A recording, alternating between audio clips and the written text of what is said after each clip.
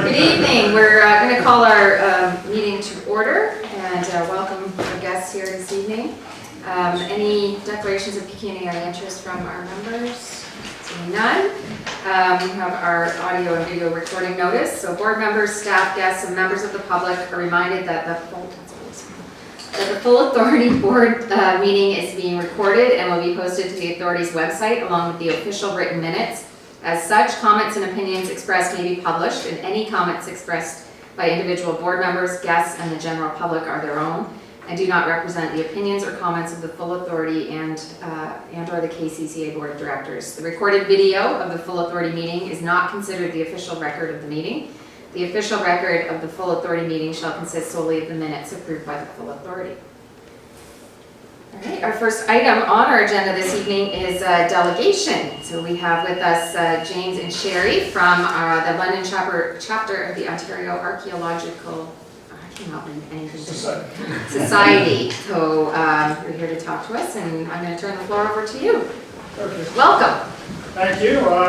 This is much less intimidating. The last time I did a talk down this way was over in Harrietsville, talking about 12,000 years of history, right? Wow. That happened before anybody turned up, that Europeans.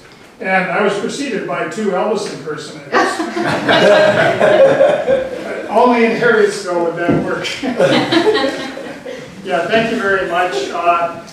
We're involved in a project here through the London chapter.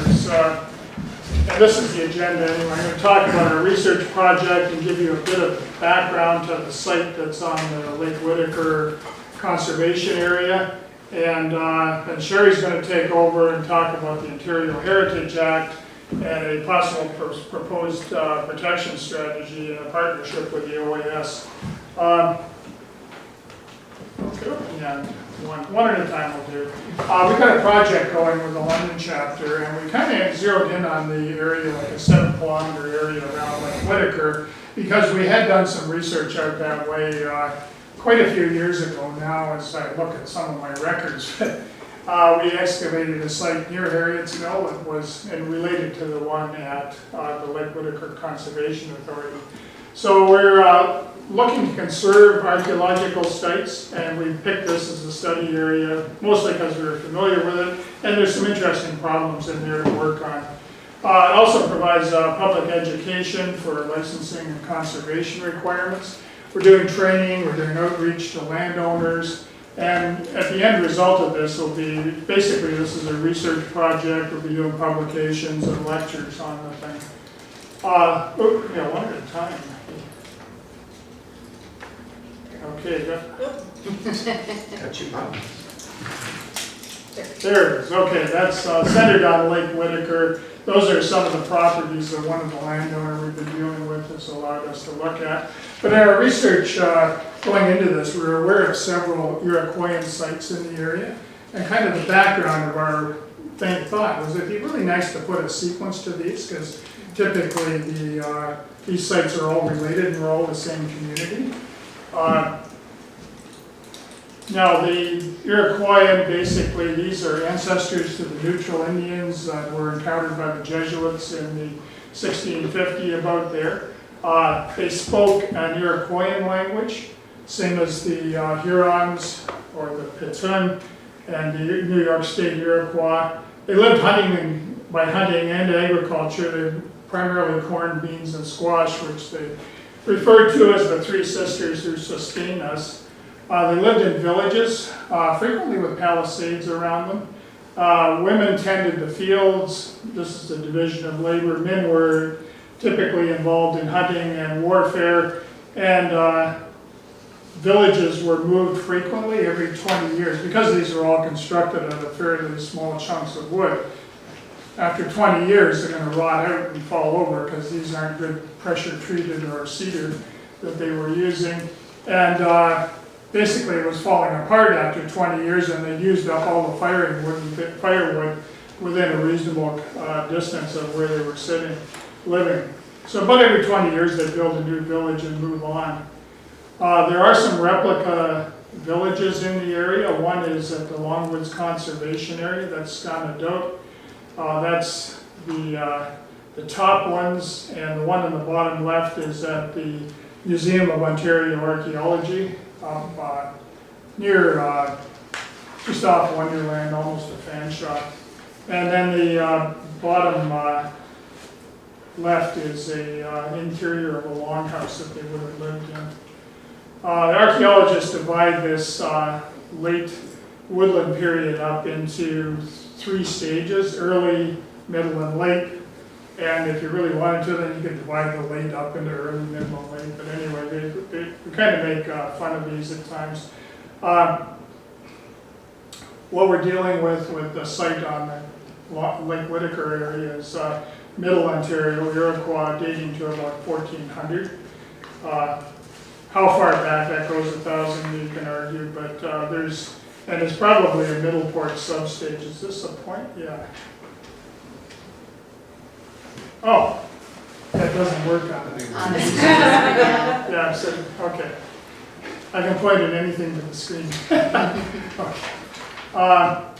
Now there are a bunch of Iroquois sites. These are ones that I used in my MA thesis, but it's directly relevant to this.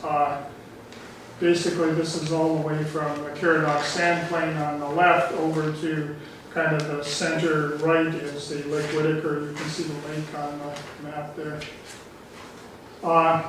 Early sites are typically on sand soil. Caradoc Sand Plain, and out there up straight north of here up in Dorchester, Byron. The late sites, what happens is this is the red areas, they moved off the sand up onto clay soil, or down onto clay soil. I don't know which way it was, up or down, but why that is, there's arguments. Never, probably a better, more fertile soil, I'm thinking, but so they became more dependent on agriculture. But at the same time, I've seen it explained that the Huron Indians moved up to Huronia because of the sandy soil, so I don't know. It's a convenient explanation, probably needs more research. But the red circle in the center right, that's what we call the Lake Whitaker community. And if you zero in a bit, there's a number of Iroquois sites registered in the area. Harrietsville site on the left is the one we worked on many years ago. These others, Pine Tree, Smith, and Gravel Pit, which is in Elgin County, they're very small collections and not much known of them. The Messenger site is on the site on the Lake Whitaker Conservation Area, and we'll talk a bit about that. Minimal surface collections, yeah, I think I gave you most of that already. The Messenger site was different. It was excavated by an amateur in the early 70s. I think the field notes date to about 71 or 72. There's no reports produced, but the artifacts and some field notes were donated to the Museum of Ontario Archaeology. And with this coming up, I went in, and they've actually got 10 boxes of material up there, most of which aren't worth looking at, but there's some good stuff here I'll show you in a minute.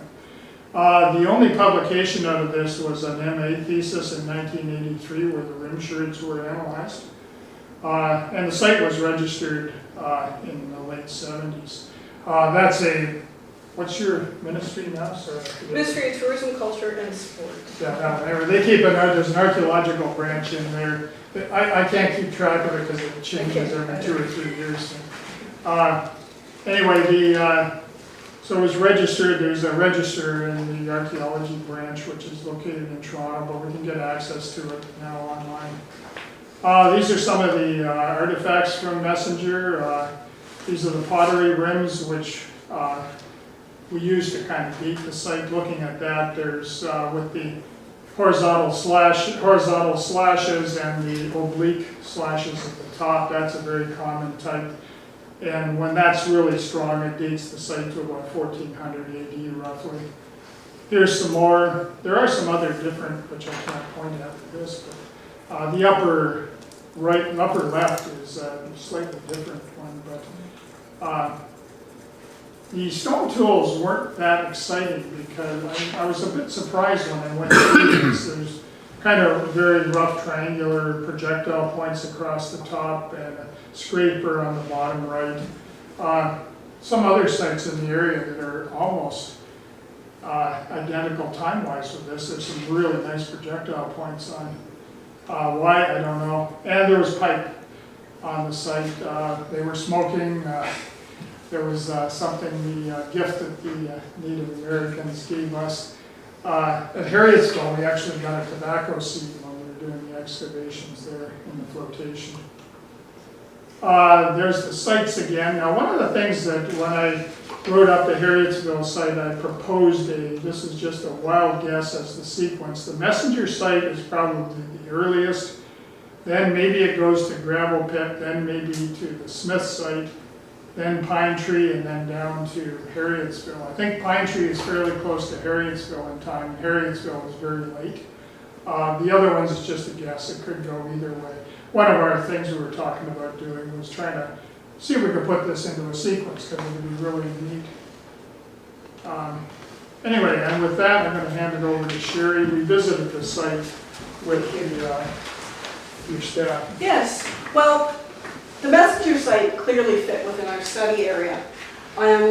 Because of the work in the 70s, there was a large enough artifact sample, we really didn't want to go in and excavate. But we've heard from various people that there's been a lot of pot hunting or collectors going around and digging in the sites. So we were quite concerned about this site, given that it seemed to be out in the bush. So we contacted the Lake Whitaker Conservation Authority about it and expressed our concerns. And then on June 29th, they escorted us up to where the site location is, and we took a look. And we did find clear evidence that somebody has been digging in the area. They've been displacing soil as well as artifacts, which is it will negatively impact the site. As well as there's a bench somebody was making, and there's fresh cut marks in it, suggesting that somebody was there recently. Now, why is this important to us? Well, first of all, there is legislation governing all activities that occur on an archaeological site. You require a license to carry out any sort of field work, any alteration of the site. And because I work for the Ministry of Tourism, Culture and Sport as an archaeologist, I knew there was no licensed person working on that site. So in a sense, that's a contravention of the Act, which is subject to a year in jail and $100 million in fine. Now, why do we really care about this sort of thing? Archaeological sites are fragile, they're non-renewable, and when you go in there and start mucking about a site in the non-scientific way that collectors usually do, they're after the artifacts, they don't care about context. You will displace the artifacts, and you will take them out of context. And we get the information from the placement of the artifacts in the soil through space and time. So we're losing a lot of information by then going and doing this. So we're quite concerned about those activities. Now, what we propose with the Conservation Authority and Lake Whitaker is to come up with a protection strategy. Now, this is something I do as my day job, working with proponents and approval authorities on how best to protect archaeological sites on their property. And the conservation area is in a unique position where you can actually control the type of activities that occur within reason on the property. So what we would suggest is that you somehow formally prohibit people from carrying out certain activities in the area of the site, which would include artifacts, or collecting artifacts, or digging the site. Although it's protected under the Act, if nobody catches anyone doing it, it's really hard for us to prosecute. There's also other ways you can do it through just putting up signage, putting around fencing, but that's something we can talk about based on the site. We'd like to see you mitigate any proposed impacts of the site. For example, if you decide to put a fence around the site to protect it, you would want to mitigate some sensitive areas through excavation or just plan around those areas. That's typically what happens in an ongoing protection strategy. We'd also like to see monitoring of the site on an ongoing basis, people going up there just to take a look to see if any new impacts have resulted, and work with the licensed archaeologists in the case where you need to do any work, and also report anything that you see that's clearly an activity that would impact that site. And because it's a provincial offense, it would typically go to the OPP to investigate, but calling the Ministry of Tourism, Culture and Sport about what you've seen would help that, as well as the OAS.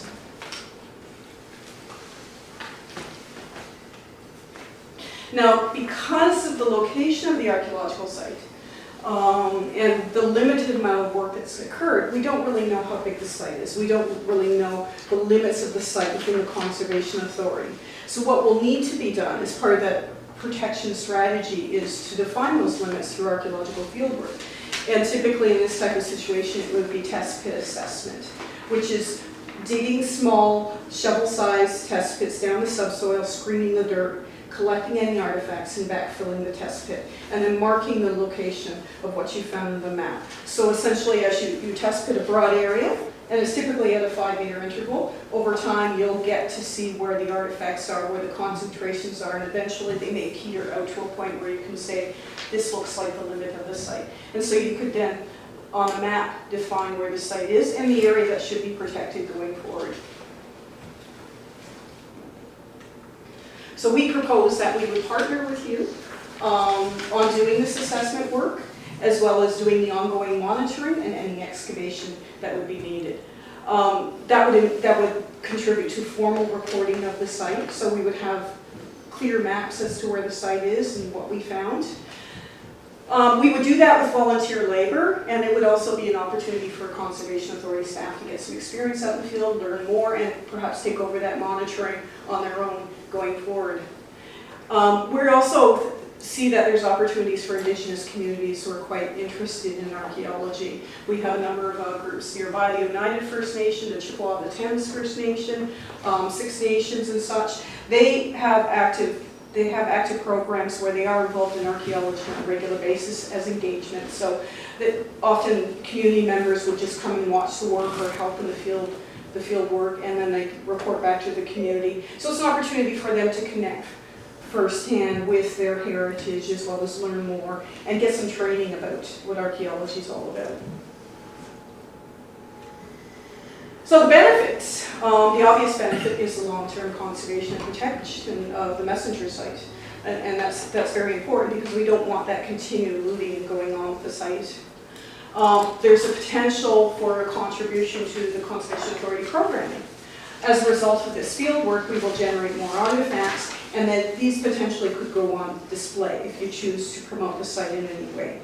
I don't know, in the future there could even be excavation programs, a field school or something like that, and you could use that as part of the programming and discuss, the history of the lands on which the park sits. Through this, you'll have a partnership with professional archaeologists who can advise you on any concerns you have with the archaeological site and how you want to proceed on protecting that site. And the outreach with and engagement with Indigenous communities is important. It builds trust between populations and our Indigenous communities. And from our perspective, we're getting an opportunity to fulfill our mandate to conserve archaeological resources, to provide training to members, because we get a lot of young people and university students, and there's very few opportunities for them to actually go out and do field work. So this will be an opportunity for us to contribute to that training, as well as outreach and education. By us being here and letting you know about the site, it's really furthering that thing. Until we approached the management at the Conservation Authority, they were not aware that that site was there, even though it's been registered since the 70s. So that's pretty much our proposal. We are open to any questions you have about this.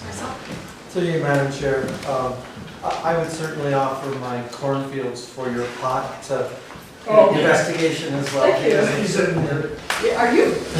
Give us your address. I've got the connection. Yeah, we have been knocking on doors and asking people to let us on their properties. So. Well, that was going to be my next question, and I was kidding because of the pot I'm speaking of grows every year. Next year, people will probably stop burning there, right? But are you working with the local farmers and land that has already been under cultivation? Is that part of your study as well, or Yes. you really haven't explained that? Yes, as part of the larger Lake Whitaker project, we have been surveying properties owned and leased by the Nagaloots And we, in fact, on the other side of Lake Whitaker, there's a big farm. We assessed there back in June and July, and we've documented a number of sites. So we're working with them. And one of the reasons why we want to get out there in the community and do these surveys is educate the property owners, because there are a lot of collectors going on these properties, maybe twice a year. And we want them to know the difference between collecting, which is not a legal activity, and research archaeology, which is legal. And so we want to show them that there is a value to letting us do that work. We're not out there to, chase after looters. That's not our role, but we hope that through the public education that people will stop letting them on the property and then call the authorities, and that'll protect the sites in the area. So just as a follow-up, I think it would be a great idea to follow up with our local paper, the Signpost in Dorchester, We have. and have a story about that. 'Cause We it's- have an article Did just you came out see, this have week. you read this? I haven't read it yet. Yeah. I just got back Part tomorrow. one. There's going to be a part two. So Jim did an interview, and then I also talked to him. So that's That's part when of you the start process. receiving. Yeah. There you go. Excellent. The only thing wrong with that is they dug a file photo of me out from 1981. We can have one here. Well, not much more from looking at the picture. Yes. Wow. So Ask yeah. initial, yeah. Oh, is that you? Yeah, that's what I said. Oh, wow. Are there further questions from the board? Dave? I guess I'm just wondering, what kind of reception are you getting from say the farmers in that area? Do they have concerns about people coming in and? It's variable. Checking out. Some of them are really interested in what's there. A lot of the people I've dealt with over the years are really interested in what's on their property. But I think this is a generalization based on anecdotes. Some of the younger people now are trying to basically, no, we don't want anybody out there, right? Which is fine, because hopefully if they're not allowing us out, they won't allow collectors out as well. So it's variable. Some of them are, I was once told, all that stuff got picked up years ago, you're wasting your time. But there's still lots out there. Just wondering, if I'm a landowner and you come to Yeah. me and you knock on my door and you say there's a possibility that you have artifacts out in your bush or along your whatever, what are the risks that I'm taking as far as allowing you onto my land and allowing you to dig and find something? Well, first, there's no legal risks, because the OAS has insurance on our project. So if one of our people was injured while they were on their land, that would go back through our insurance. And if that's a concern, we could get an insurance certificate on there. After that, there's probably little or no other risk on there. One of the things that keeps coming up, are the natives going to want it back, right? And, Well, that's sort of what I was thinking. Yeah. What ramifications could come down the road? I can answer that, because I deal with that all the time, it's my job. It's a low risk in terms of you being a property owner. The benefit will come to you if you ever decide to change use of your property. You know what you have. 9 times out of 10 archaeological assessments are required for zoning changes. So now you have that information, even before you get into it, that you can base your decision on. Somebody may say, we surveyed your whole property, we didn't find very much. Or we found this, or we found that. And that would give you information that you would want in how to proceed. Because I think that would certainly be part of the education piece for people, especially if young people who perhaps, you come to them and they're very hesitant in allowing you on. Maybe because they've heard stories. So that's happening more now. I think there's just a general fear among some people about that. Generally, the risk of that is pretty minimal. And the other thing we're doing is, while we're trying to get our people educated enough to deal with this, we're also, the OAS itself is working strongly with First Nations in terms of the reconciliation issues that have come up, and we're dealing with them, and I think as time goes by, it's getting better all the time. One of our biggest concerns is the collectors. And I think it was you told me that they actually have groups that meet regularly, and they have territories. So, depending on which part you're going, they'll claim that property, and they go on a regular basis. And just based on my conversations with some of the people so far, the farmers, they're hesitant to say no because they don't want to get into conflict with someone that's been coming on their property for a while. So you can understand that. So we need to empower them through our work and demonstrating to them that there's a scientific value to what we're doing, that we are conserving these sites and protecting them, and that what the collector's doing is not contributing anything other than, you know, getting more projectile points or maybe making some money if they choose to sell us. But again, we're not out there with a big stick trying to catch them. That's the province's job and the police's job, but we are out there to educate. Through you, Madam Chair, just to follow on Steve's question, if artifacts, significant artifacts are found, does that not sterilize that property though? So, you know, as an example, if a farmer's farming it, and why I say that is in our community in Dorchester, where a subdivider was building a subdivision, when they found Hamilton Road, there were 5 specific areas that could not be anything done with, but except natural for the community. Yeah, for the okay, native what happened there was, and this is to Sherry's earlier point about, well, at least you know what's there. But that field is literally was almost 2/3 of it was village site.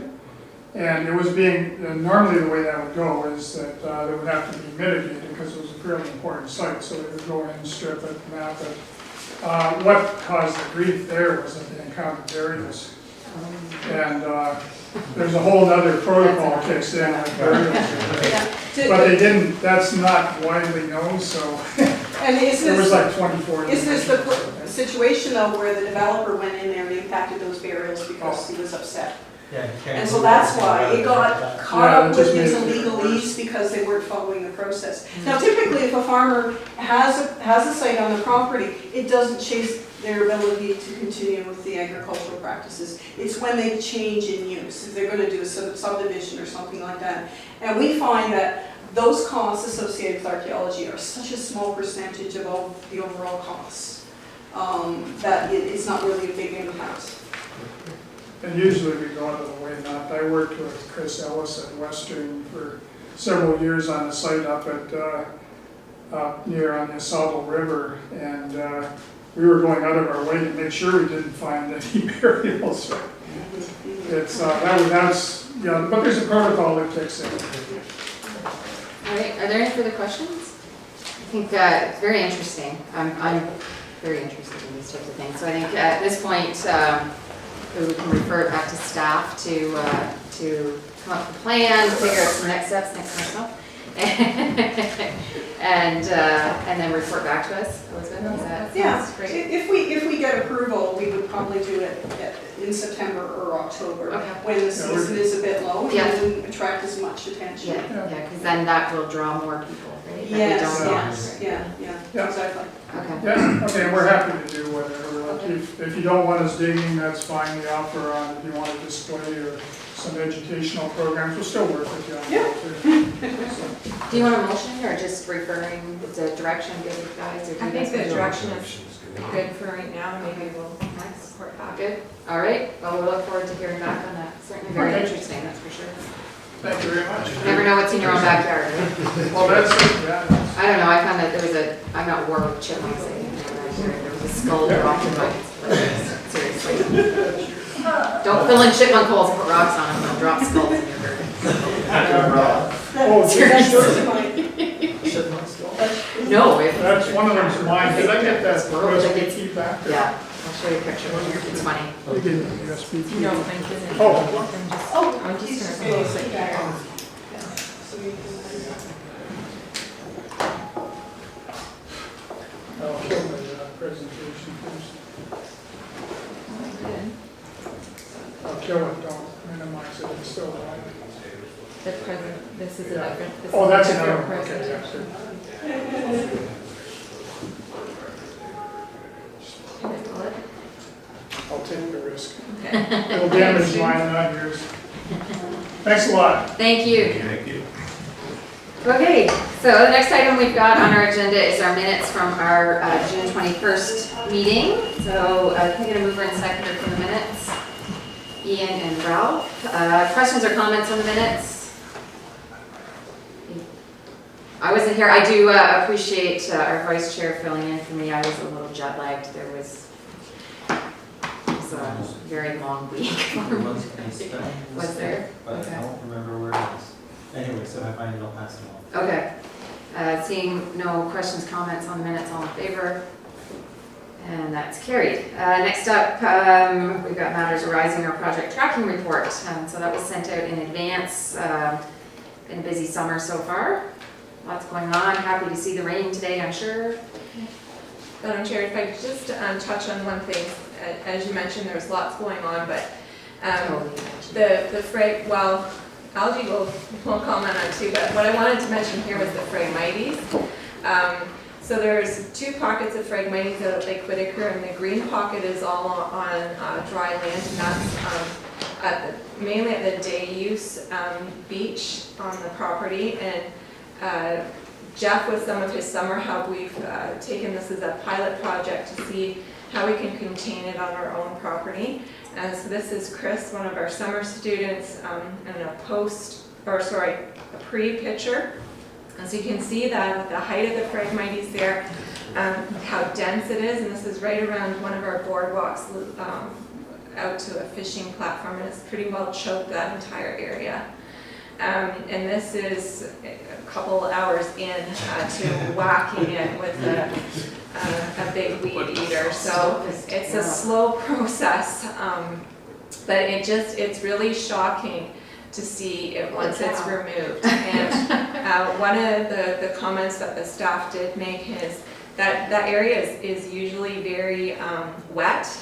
It's kind of boggy-like, but as soon as they removed that Phragmites, it was dry. Like Joe and I were out there last Thursday, and you could totally walk out into that boggy area. It was just completely dry, and just devastating to see how much it takes control over a piece of property. So that's pretty excited about them getting out and trying to get this under control. Are we just cutting, or are we doing anything else? So it'll be pretty much a staged process. The first step is cutting it. The next step will be a combination of burning the debris as well as spraying. Okay.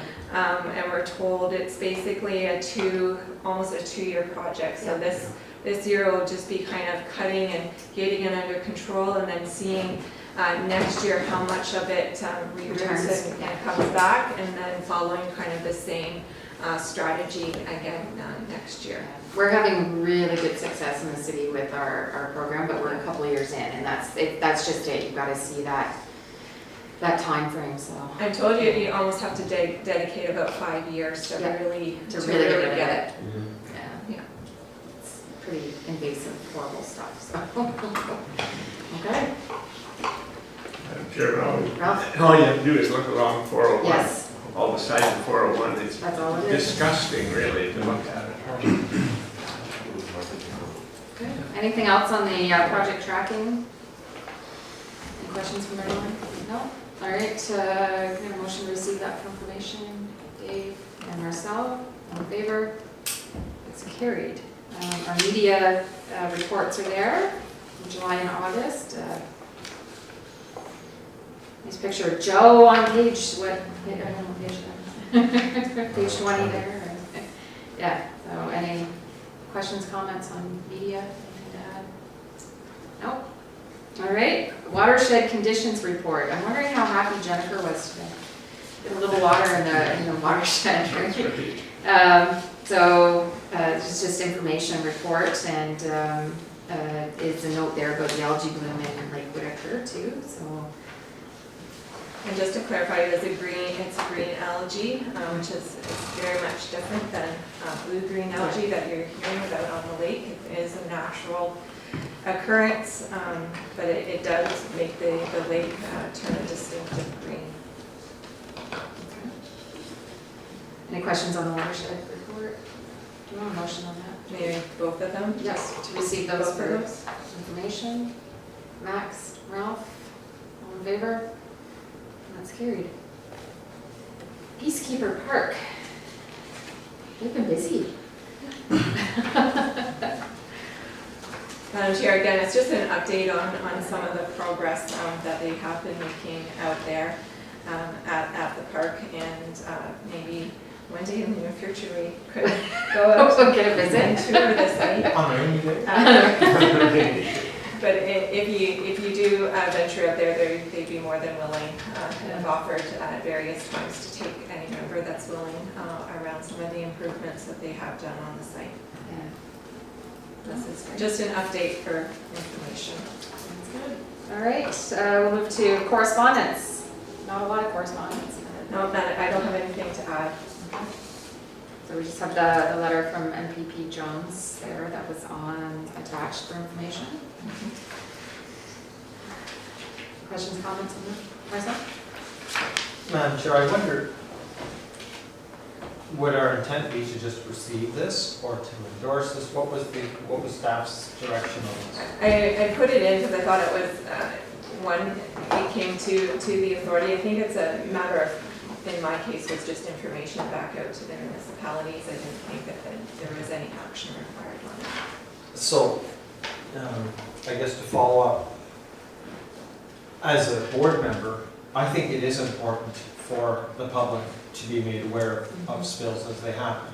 So, it was my intent to call our municipality and ask our staff, does this occur often in our community? I didn't get that opportunity.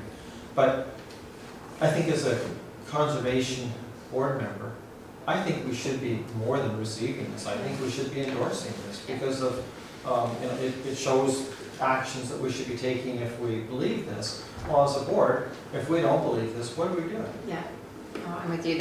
She does ask us to write a letter of support, so. Dave? I would go along with that. If Marcel, if you're willing to move that, then I would certainly second it.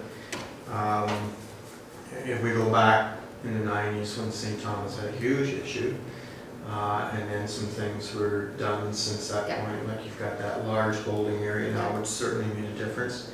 Obviously, there's still issues and will be until you get all your pipes twinned.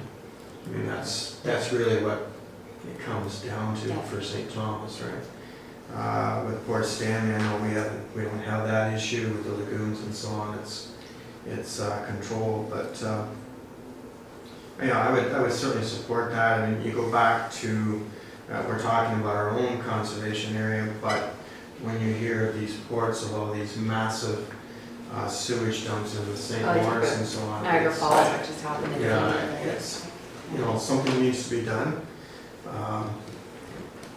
So I think you're right, Marcel. I think we should have a letter going in support.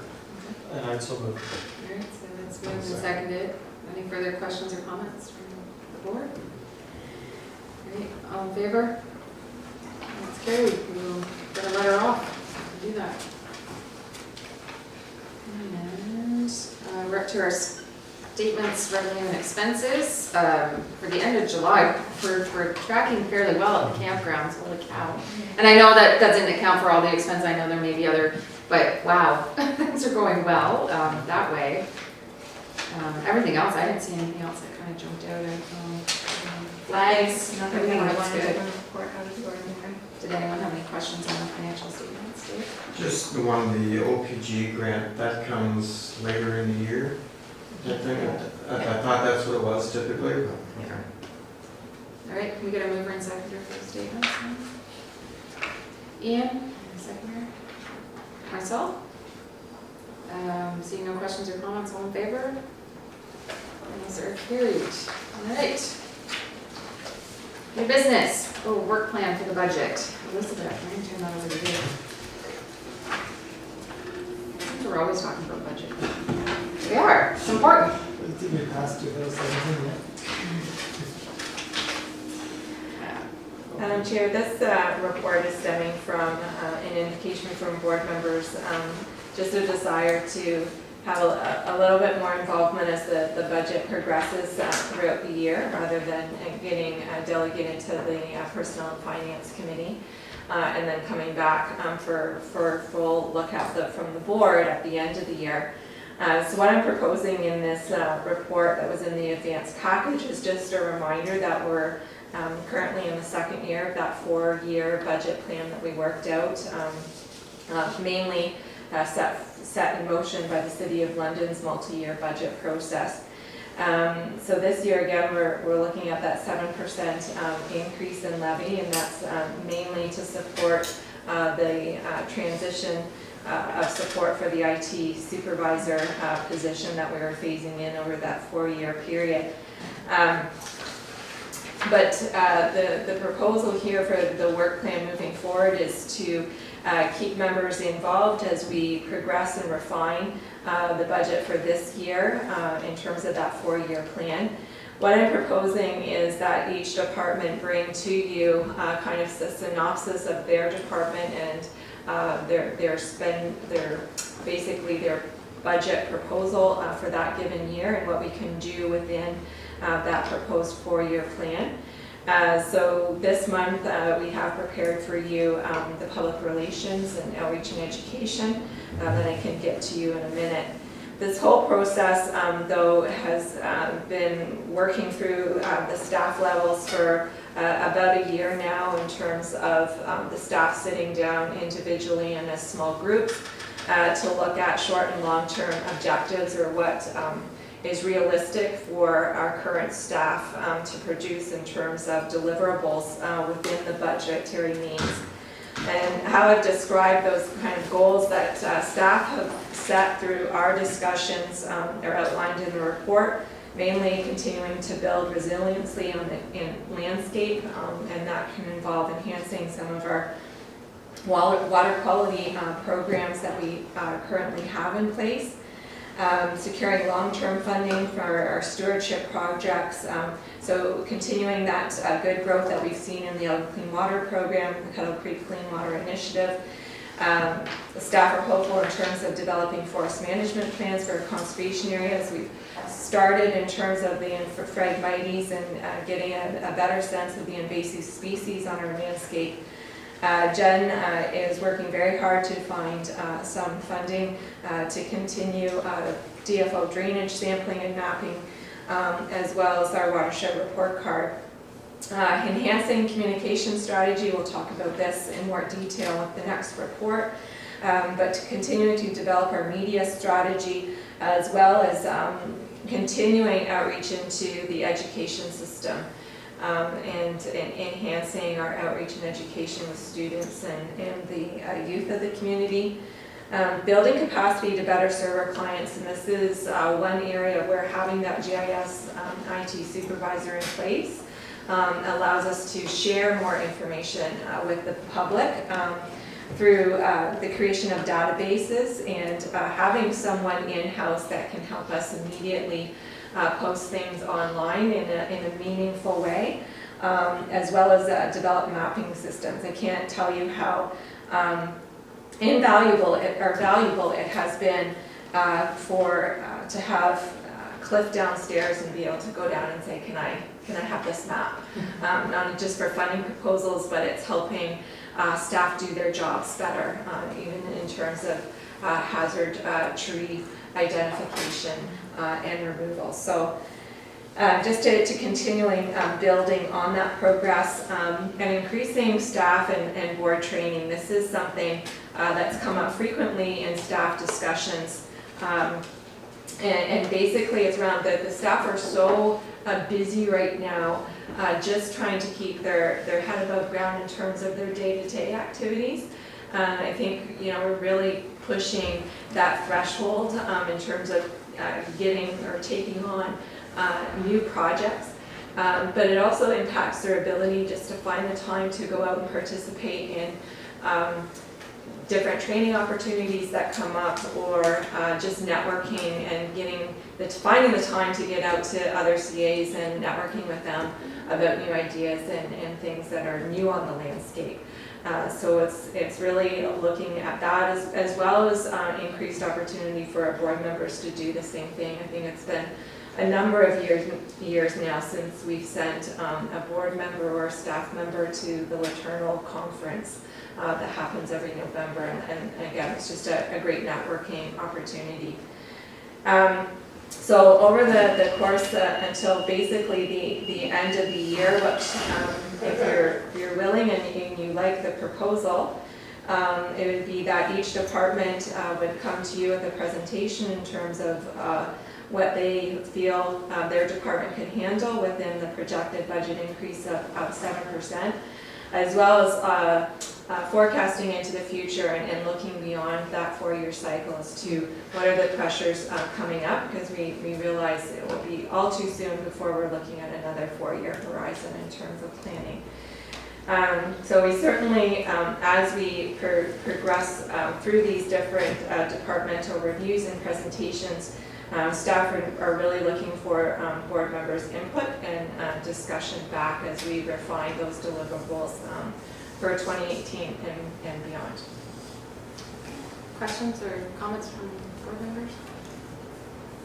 On the right path, this is what you wanted to see. I think so, yes. I think All right, so that brings us to our first one. That brings us to our first one. We'll just keep rolling right along into, with the discussion here then, so.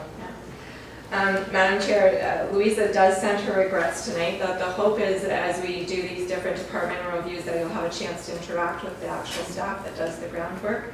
But with night meetings and childcare, her commitments to family tonight, so certainly going to try to handle this. If there's specific questions I can't answer, we'll return it back to Louisa. And again, in presenting each one of these, you're not we're not looking for you to prove anything tonight. It's again just refining that budget and involving you in the process, and certainly based on feedback that we get from you tonight, we can develop that into the final budget that we would bringing forward later this year.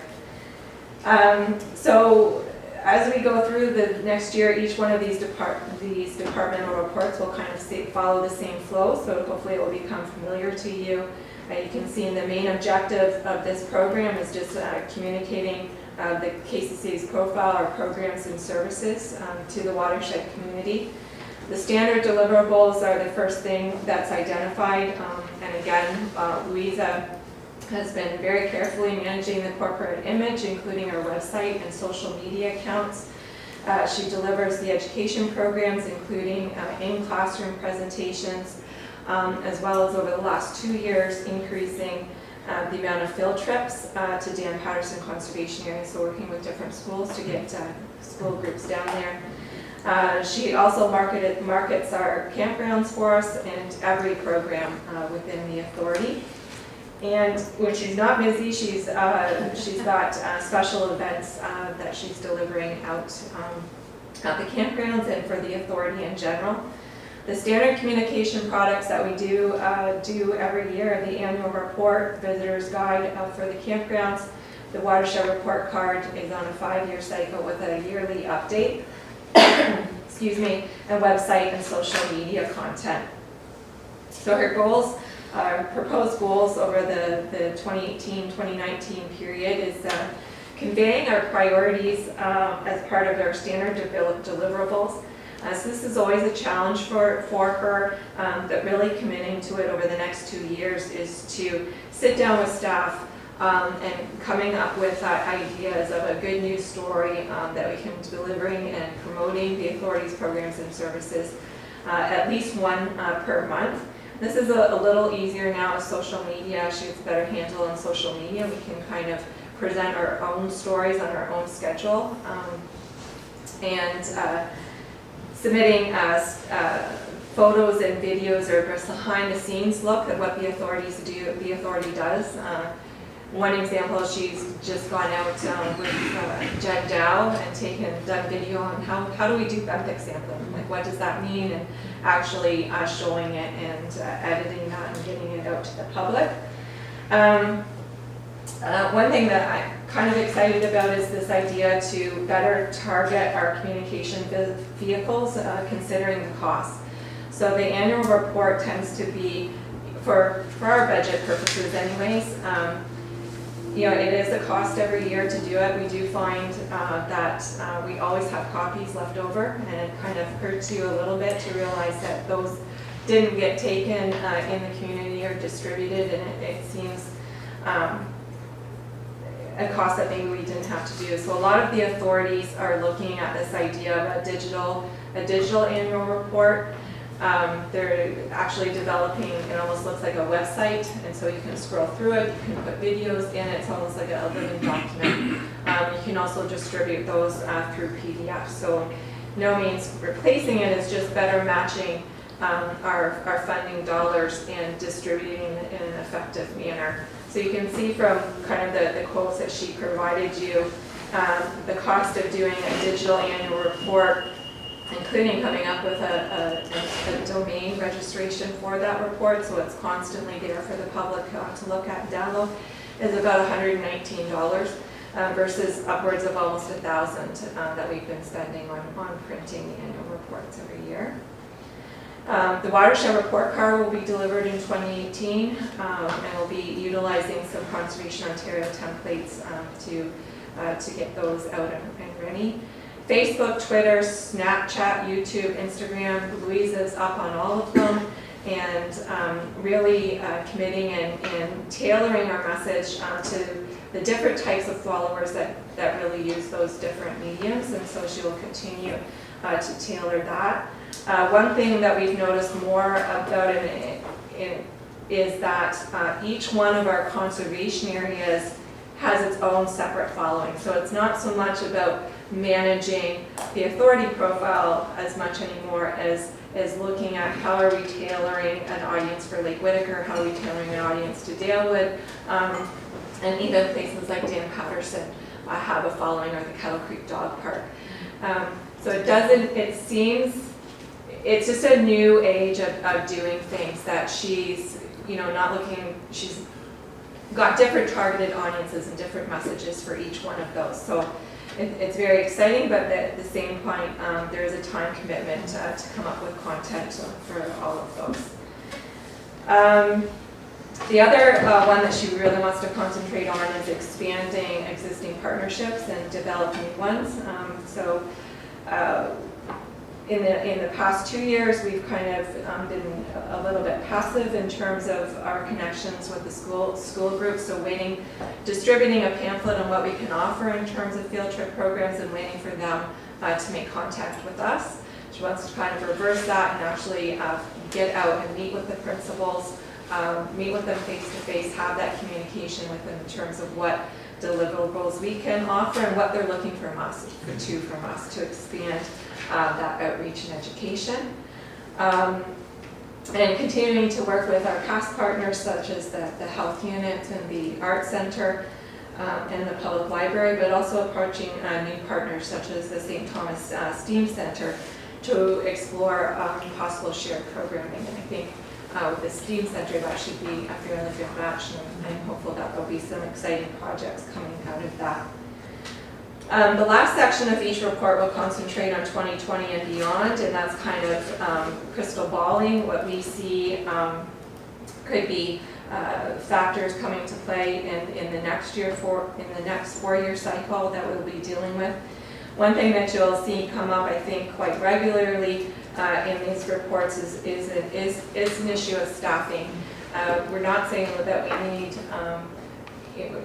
necessarily full-time staffing, but having the watershed technician position that has historically been, the last couple of years, been managed through project funding, having those extra set of hands to help out with certain things like the outdoor education program has been invaluable. And again, as I mentioned earlier, staff have kind of reached that rooftop in terms of what new projects we can take on with the staff that we have available. And so when we get seasonal staff coming on that can help us with projects like the Phragmites, that's what's really going to help us kind of turn that curve or get into additional programming and services. And so we're mindful of that as we build our budgets moving forward. And certainly for this program, the watershed resource technician is certainly valuable in terms of any growth or expansion in this program area. Okay. So I think this is a good way to start looking at, and I'm looking forward to the next few as we see these. I think one of the things that I hear, and I'm sure that we all hear sometimes, is, well, what does the conservation area do? So there's a lot of people, I've got relatives that live on this road that well, they don't do anything for me. Well, no, they do. So, and you try to explain. So I think that this is great with some of the ways that, that Louisa is looking at being able to reach out to people and get the word out about what we do. The behind the scenes stuff I think is really neat. Like, I think that's going to be really valuable for people to understand what it is that the conservation area does in the community. Steve? Is there a reason why we just stick to the schools and the watershed? Do we not sort of venture outside our boundaries for? I think it's, Madam Chair, I think it's professional courtesy to the other authorities. We kind of target the schools within our district. And I'm not suggesting that you sort of ignore that, but simply what happens is schools have sort of standard field trips that they go on. Right. How many times can you go to Stourbridge? How many times can you go to? And sometimes they're looking for variety and something novel.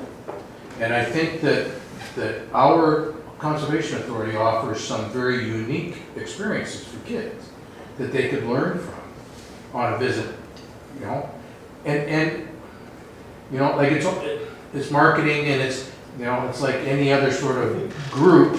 You don't want to be disrespectful to your neighbors, right? And I don't know whether Elizabeth, at your level, whether you integrate with the other general managers, and whether you could have that discussion and say, hey guys, why don't we have a year of sort of outreach? So that what happens is when flyers come out in January for school trips, because that's generally when they start coming out, that you venture forth. For example, my last school before I retired was in Elvinston. Right? Elvinston really and truly is not that far. No, it's not. No. And it's in Lambton County. That's right. Right? And so you think about that and you go like, it wouldn't be a huge reach.